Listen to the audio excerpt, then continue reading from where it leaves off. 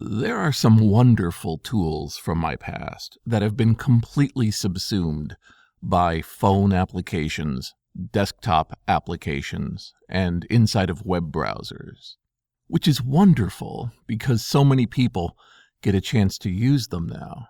But there's always this risk of forgetting how special it was when they were a part of my life, separate, physical items that got the job done. Probably one of the most joyous ones from my past would be an item called the Tascam Portastudio.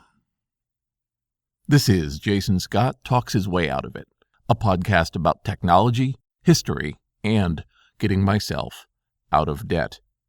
Thanks to Peter Healy, Daniel Boyd, and the hundreds of other supporters on Patreon and elsewhere who have been supporting me and helping me get out of debt. Time has wiped away exactly why my friend Jeremy Stone and I thought the natural thing to do would be to start a band in high school. It was just something we naturally thought would be something we could do. And I'll state for the record that Jeremy had way more musical talent than I ever did. Guitar, keyboard, drums, while I was much more fascinated with the ability of equipment to record and play back things and being able to manipulate what those were and produce stranger and stranger effects. The first time you figure out that you can pause a tape and make some changes and bring it back and time doesn't appear to have moved on the tape, that's a door opening. Manipulation of voices and sounds, being able to transfer them from a variety of sources and then mix them together is a recipe for an explosion of creativity for a young person.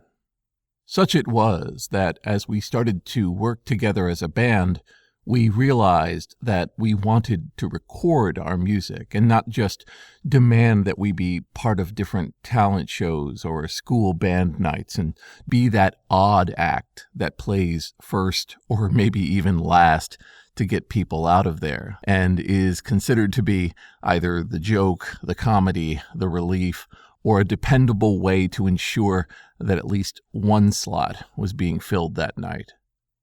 Instead, we thought of our projects as things that needed to be constructed, put together from a variety of methods, and then turned into some sort of product that we could share. And it didn't take us long to figure out that we were going to need some sort of equipment to do multi-track recording. In the very off chance that people don't make recording technology the center of their lives, I'll say that in the previous century, being able to digitally record sound and then play it back was an idea for only the most far out and completely irrational minds because memory was expensive. Machines didn't have the kind of audio output that would easily be able to emulate something like a record or a cassette or even a CD. You needed some sort of permanent storage. And of those media, tape was the least expensive.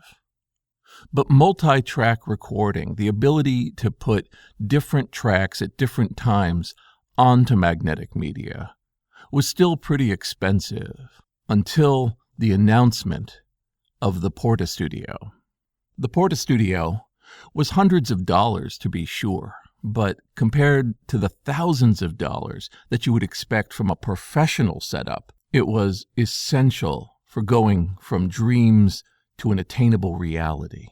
And so, with the luck and the privilege that Jeremy and I had at the time, we ended up buying one.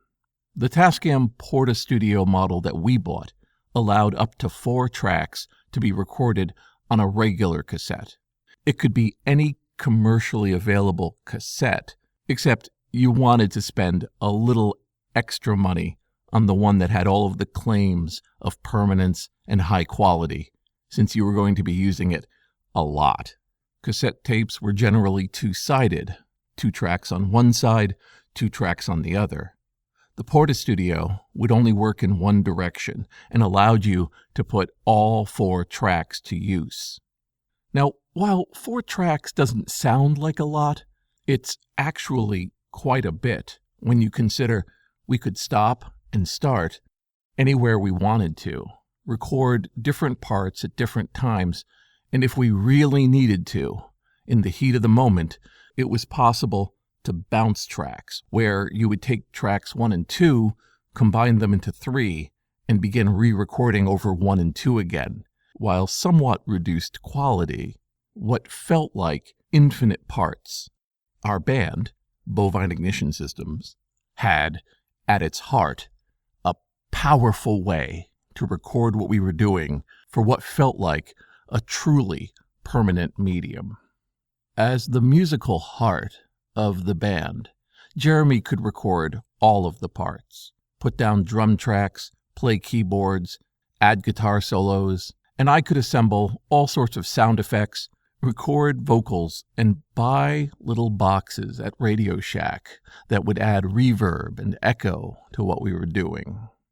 It is beyond belief now, and I don't know how best to explain to somebody who didn't live through this, that you would go down to a store and buy a small black box that you were able to plug audio cables into, and then there would be sliding knobs on the front of it that would enable you to manipulate the sound in various undefined ways, and then output another cable with this new effect added to it. So after we would put down the music for our songs, we could create this spaghetti-wired mechanism for adding all sorts of vocals and sounds over them and give the song what we thought would make it particularly special.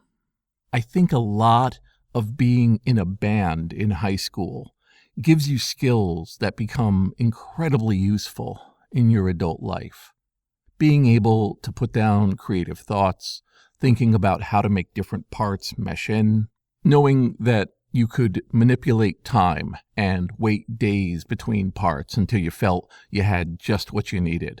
So much of time when you're young feels linear and uninspiring, and that it just marches along while you have to go along for the ride with no voice in it. Having multi-track recording at your fingertips and talking with your friend in between takes about what aspects you can fix gives you an enormous sense of power.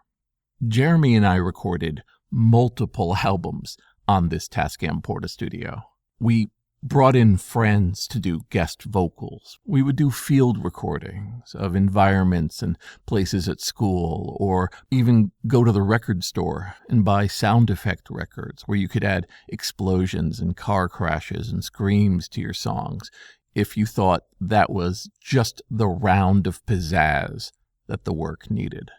At the time, I felt like we weren't putting out enough songs, that we needed to work harder at it. But with the perspective of time, I can tell you that 2 full albums of music, along with a bunch of bonus songs, is not bad for 2 kids across 2 years in the latter half of high school, while still totally being teenagers and going to school and having friends and going to movies and doing all the things you do when you're 16 and 17. And I think a lot of that was being able, at any time, to pull out the Portastudio and start messing with it. The Portastudio itself was a plastic marvel, and it had a very unique form factor. It was rectangular, it had a plastic window for the tape itself, a whole variety of counters, and large buttons you would press to allow recording on one track or another, and a lot of the feel of a real mixing board, all in one truly portable piece of equipment. I loved having it around, and it fit on top of bureaus and tables and could be completely out of the way until the moment you wanted to use it. The way the Portastudio left my life, I think, was pretty appropriate. While I was at college, I hadn't brought it up with me, but one of the people I was collaborating with, a musician named Tom, I happened to mention that I had a Tascam Portastudio, and he asked if I could bring it up after fall break. So when I went home, brought it back with me to college and handed it over to Tom, who began using it a lot. It became how Tom did a whole variety of music for the projects we were doing in college. The last time I ever saw it was when it was being used as a mixing board for a live show being put on by some of us at the college. It was off to the side with Tom's instruments plugged into it from every direction. It was like a simple machine with a cyberpunk level of wiring going in every different direction. And it was being used to drive the mix of what people would hear from the band during the performance. And that was it. After the show was over, I never saw it again. These tools are wonderful, and it's always sad when you think of them being stored away, never used again. But the way that I saw this machine I had spent so much of my high school youth on faded out of my sight and my memory, replaced, as so much else has been replaced, by the ability of computers to do every last aspect of them easily, quickly, and cheaply. I've long ago lost those little black boxes that did reverb and echo. The Tascam Portastudio lives on in my memories and my heart, but like so much else, has been replaced with a concept that does so much of what it used to do, except, and I don't know what we're losing when we lose this, an item that I hold in my hands and feel as I felt so many years ago, the infinite potential, like I held a key to infinite possibilities. This is Jason Scott Talks His Way Out of It, thanks to James Bekoyanu, Forrest Fuqua, Mark Pilgrim, Emilio Oliveira, Corey Thomas, Matt Reynolds, and the hundreds of other supporters on Patreon and elsewhere who have been supporting me and helping me get out of debt. Many, many years later, I had an iPad, and there was an app you could buy for a Tascam Portastudio. You could literally buy and install a program that would look like the top of a Portastudio, with the sliders, the turning cassette, and the ability to record on different tracks and even bounce them, except all of it was perfect, clean, and in many ways completely different than what I remember. I had a very strange feeling using it. It felt like I was looking at an old friend, but in many ways an actor recreating who that old friend was, saying the words and wearing the clothes of this person now gone, and never quite capturing them, only being a faint echo to remind you of some of the feelings you used to have. As somebody who spends so much time turning experiences digital and emulating as much of the world as I do, I have to recognize that for a certain amount of people, who may include me, virtual, computational, drawn versions of a real life there once was, perhaps will only serve as, at best, memorials for things truly and completely gone.